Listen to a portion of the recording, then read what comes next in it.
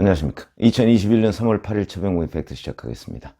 오늘 조선일보 보니까 좀 희한한 기사가 하나 나왔길래 그 소개를 좀 해드리겠습니다. 김학의 전 법무부 차관 불법 출국 금지 혐의, 여기에 관련된 혐의로 그 구속영장이 청구된 차규근 법무부 출입국 외국인 정책본부장에 대한 영장이 기각된 것으로 그렇게 보도된 거 아마 보셨을 텐데, 이 사람의 혐의는 이런 겁니다. 2019년 3월에 김학의 전 차관 불법 출국 금지 사건이 있었죠. 근데 당시에 긴급 출국 금지 권한이 없는 대검 과거사 진상조사단 소속의 이규원 검사가 가짜 사건 번호를 붙여서 긴급 출국 금지 서류를 냈는데, 그거를 이 차규근 본부장이 그냥 결재를 해서 승인을 했고요. 그 다음에 김학의 전 차관이 출국을 했는지 안 했는지 이런 부분을 확인하기 위해서 승객정보 사전 분석 시스템이라고 하는 것을 불법적으로 이용했다는 것이죠.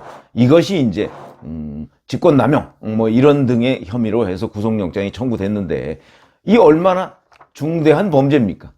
그러니까 멀쩡한 사람을 불법적으로 출국 금지한 거 아닙니까? 본인은 나중에 법정에서 구속영장 실질심사에서 그렇게 얘기를 했더군요. 아니 그럼 도망가려고 하는데 그냥 놔두느냐 이렇게 얘기를 하는데, 도망가려고 하는 사람 붙잡으면 되죠. 그럼 정상적인 절차를 통해서 붙잡으면 될 거 아니겠습니까? 출국 금지하면 되죠. 그 다음에 당시에 법무부 장관이 했어도 되는 거거든요. 근데 그렇게 안 하고 왜 가짜 서류를 붙여서 이렇게 했을까? 이제 이런 부분이 불법적으로 했으면 그 불법에 대한 단죄를 받아야 되는 것이지, 예를 들어서 해외로 도망가려고 하는 사람, 그때까지는 죄가 없는데, 그때까지는 아무런 사건이 부여가 되지 않았는데 그걸 서류를 가짜로 만들어가지고 불법으로 출국 금지한 게 마치 떳떳하다는 식으로 영장실질심사에서 나와서 주장을 했습니다. 자, 그런데도 불구하고 이 사람 영장이 기각이 됐죠. 수원지법 오대섭 영장정당 판사가 6일 새벽에 이제 기각을 했는데, 흔히 이렇습니다. 구속영장 발부 사유는 잘 아시지만 사안의 중대성, 사안이 굉장히 중요하다 이런 거 하고, 그 다음에 일정한 주거가 없거나, 그 다음에 증거인멸 혹은 도주 우려가 있으면 이제 발부하도록 돼 있다, 이렇게 얘기를 보통 하지요. 근데 수원지방법원이 이렇게 얘기했습니다. 발부한 시점은 6일 새벽 2시쯤에 발부를 했고 기각을 했고, 엄격한 적법 절차 준수의 필요성 등을 고려할 때 사안이 가볍지 않다, 이렇게 얘기를 했습니다. 사안의 중대성을 인정한 것이죠.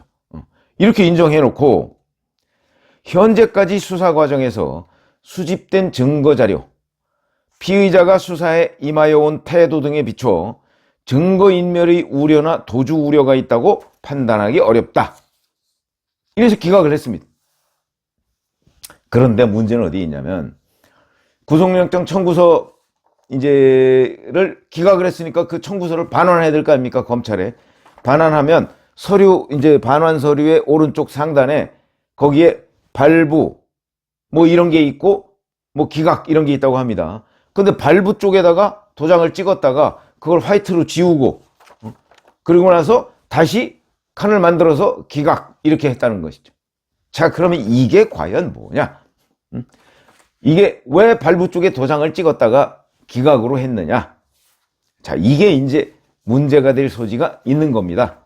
무슨 얘기냐면, 이제 수원지방법원에서는 날인을 반드시 잘못한 거다, 실수였다, 이렇게, 물론 오대석 판사가 직접 해명을 한 건 아니고요. 수원지방법원에서 이거 날인을 잘못한 거다, 이 기각에다 찍었어야 되는데 원래 잘못해서 발부에다 찍고 그래서 수정해서 다시 기각으로 찍은 거다, 이렇게 해명을 하고 있는데, 다른 판사들은 그렇지 않을 수도 있다, 물론 실수일 수도 있다, 이거 인정을 합니다. 그러나 그렇지 않을 수도 있다, 이렇게 얘기를 하고 있습니다. 그게 무슨 얘기냐면, 자, 이 결정한 시각이 새벽 2시입니다.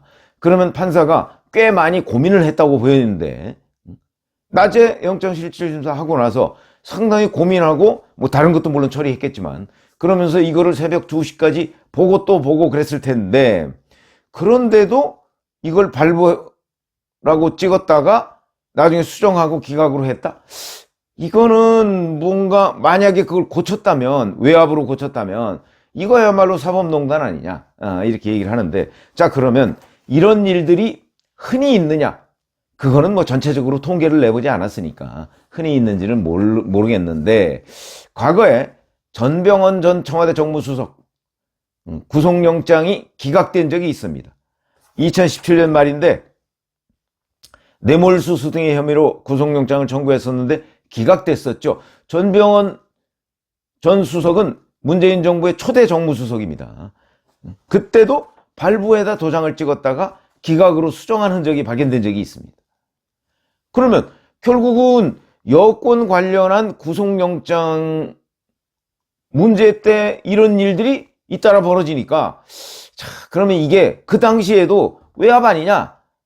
이런 얘기가 굉장히 많았거든요. 전병헌 당시 수석이 끝까지 정무수석 사표를 안 내다가 마지막 순간에 사표를 내고 수사를 받았습니다. 근데 1심에서 전병헌 전 수석이 징역 5년에 벌금 3억 5천만 원. 근데 2심에서 징역 1년, 집행유예 2년, 그 다음에 또 횡령 부분은 징역 8월, 집행유예 2년 이렇게 받았습니다. 이런 걸 보면 여하튼 1심, 2심 모두 다 징역형을 받은 겁니다. 징역형. 그리고 이게 이제 그 홈쇼핑에서 뇌물을 받은 혐의인데, 자, 이런 부분, 그거하고 이제 횡령 부분, e스포츠 협회 이런 데 횡령 부분인데, 거기도 보면 영장 기각했을 때 e스포츠 협회 뭐 이런 데에 기여한 거 뭐 이런 걸 감안한다, 뭐 별 쓸데없는 얘기까지 다 들어가서 발부로 찍었다가 나중에 지우고 기각을 했습니다. 이런 것도 참 이례적이다 라고 할 수 있는데, 그런 일이 또 차규근 법무부 출입국 외국인 정책본부장 이 구속영장에서도 또 나타났다. 그러면 이제 차규근 본부장 같은 경우는 김학의 전 법무차관 불법 출국 금지 의혹의 핵심 인물입니다. 그러니까 만약에 이 사람이 구속영장이 발부가 됐다면 이 사람을 통해서, 자, 과연 이 사건의 전모가 어떻게 됐느냐 하는 거, 물론 이 사람 아니라도 저는 전모를 충분히 지금 큰 그림을 그리고 있다고 생각합니다. 수원지검 형사 3부에서 그렇긴 하지만 어쨌든 간에 이 사람을 구속 수사할 수 있으면 더욱더 그 전체적인 그림을 빨리 찾아낼 수 있다. 숨은 그림을 이렇게 평가받을 수 있는 건데, 근데 이 사람이 영장이 기각돼서 차질이 빚어지게 돼 있죠. 뭐 그 영장을 뭐 다시 청구할지 어떨지는 모르겠습니다만은 어쨌든 간에 그런 식으로 기각이 됐는데 그 흔적이 남아 있는 것이죠. 사실은 뭐 이 자체도 뭐 누군가는 또 조사를 해봐야 되는 것 아닌가 싶은데 이런 게 조사되는 예는 없으니까, 그러니까 다만 의혹으로 그냥 남는 겁니다. 자, 그러면 앞으로 김학의 전 차관 불법 출금 이 사건은 어떻게 될까요? 이게 이제 윤석열 검찰총장 사퇴로 인해서, 총장직을 사퇴함으로 인해서 수사의 동력이 떨어지지 않겠느냐. 더군다나 차규근 본부장에 대한 영장이 기각됐기 때문에 뭐 그렇게 얘기하시는 분도 있지만, 공익신고서라고 하는 거에 내용 자체가 워낙 탄탄하게 돼 있고 거기에 여러 가지 증거 자료들도 붙어 있다고 합니다. 그러다 보니까 당시 또 이 공익신고 제보자가 과연 누구냐, 제가 그것도 한번 해드린 적이 있었죠. 저는 그때 수원지검 안양지청에 뭐 지청장이나 차장검사나 부장검사 정도 되는 사람으로, 차장검사나 부장검사 정도 되는 사람으로 제가 추정을 했었는데, 지금 이 기사를 줄곧 쓰는 사람들은 알고 있습니다. 누군지. 그 공익제보자가. 그렇기 때문에 이 공익제보자의 제보가 상당히 정확할 것이다 라고 지금 믿고 기사를 쓰고 있는 거거든요. 그렇기 때문에 이 사람이 검찰 조사를 받았을 것이기 때문에, 물론 이 사람도 모르는 부분이 있죠. 자기가 보고를 했는데 대검, 당시 반부패 강력부장이 이성윤 지금 중앙지검장 아닙니까? 그 사람이 동부지검에 연락을 해서 뭘 어쩌고 하는 부분, 그 정도까지는 잘 모르지만 그거는 자기한테 대검에서 지시가 내려온 부분을 이렇게 재구성해보면, 아, 이성윤 당시 반부패 부장이 이러이러한 불법을 저질렀구나 하는 것을 능히 짐작은 할 수 있는 수준에서 공익제보를 했다 이렇게 본다면, 지금 이성윤 지검장은 그 소환에 계속 불응하고 그냥 진술서만 보내고 그냥 진술서를 공개를 해버렸지 않습니까? 그건 전체적으로 다 부인하는 겁니다. 자, 그렇기 때문에 아직 직접 조사는 못했는데, 그게 이제 차규근 본부장 구속하면 그 기반으로 해서 이제 이성윤, 그 다음에 이광철 청와대 민정비서관은 이 이규원 검사의 사법연수원 동기고 뭐 이래서 둘이 친밀하다는 거 아니겠습니까? 그러니까 같이 연관이 돼 있다 해서 거기까지 조사를 해서 이제 이걸 일단락을 지으려고 했는데 차규근 본부장 이렇게 됨으로써 뭐 이제 좀 일단 차질을 빚는 거는 뭐 틀림없죠. 그러나 그렇다고 해서 전병헌 전 수석 사건과 마찬가지로 뭐 꼭 구속 수사해야 되는 건 아니지 않습니까? 차규근 본부장에 대해서 뭐 보완 수사를 해서 영장을 재청구할 수도 있고 또 그렇지 않으면 불구속 수사를 해서 물론 증거인멸의 가능성은 있습니다. 말을 맞추고 왜냐하면 차규근 본부장하고 당시에 그 출입국 관리국 직원들하고 뭐 이성윤 지검장하고 뭐 이런 사람들이 서로 이제 말을 맞춰서 증거를 없앨 수도 있고 뭐 이럴 가능성은 있죠. 그러나 그런 것까지도 차단해가면서 뭐 수사를 할 수밖에 없는 거 아니겠습니까? 현재 이 법원이 이런 식의 오해를 받는 일들이 상당히 많이 있습니다. 그러다 보니까 이 자체를 규명할 수는 없지만 어찌됐든 간에 김학의 전 차관 사건 이게 뭐 굉장한 차질이 빚을 것처럼 보도하는 그 보도 태도도 제가 보기에는 반드시 정확한 건 아니다.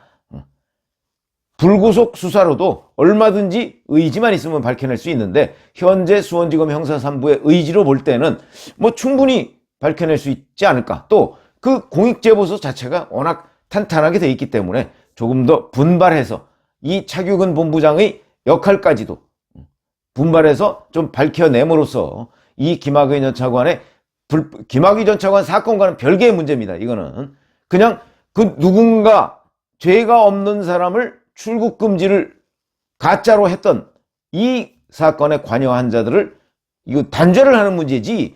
김학의 전 차관 사건 뭐 여러 가지 그 혐의점 뭐 이게 잘 됐다 이런 얘기는 아니거든요. 근데 여권에서 마치 그러면 뭐 김학의 도망가도록 놔둬야 된다는 얘기냐 이런 식으로 그 이제 프레임을 만들어서 덮어 씌우는데 그건 어불성설이고요. 여하튼 어떤 일이 있어도 요새 인권 그렇게 좋아하는 사람들 아닙니까? 그러면 이렇게 생사람을 잡아서 출국 금지 시켜놓고서 지금 아무런 죄가 없다? 뭐 공문서도 전부 가짜로 만들어 놓고 이건 얘기가 안 되니까 이런 부분에 관해서 수원지검 형사 3부가 비록 이렇게 구속영장이 기각되기는 했지만 다시 한번 분발해서 수사를 해줄 것을 기대하면서 오늘 참 전병헌 전 수석에 이어서 차규근 본부장의 영장도 바로 이런 일이 있네 하는 얘기를 전해드렸습니다. 감사합니다.